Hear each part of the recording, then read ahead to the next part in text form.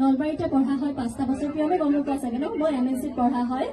আজি প্ৰিয়মে গম পালে কিন্তু আমাৰ নলবাৰীবাসীয়ে জানে হয়নে কথাটো বহুত বহুত ধন্যবাদ জ্ঞাপন কৰিছো আৰু সদায় আপোনালোকে ইমান মৰম দি আহিছে তাৰ বাবে বহুত বহুত ধন্যবাদ আমাৰ পিছত ডেকাসকলে এটা হাঁহিহে আছে দেই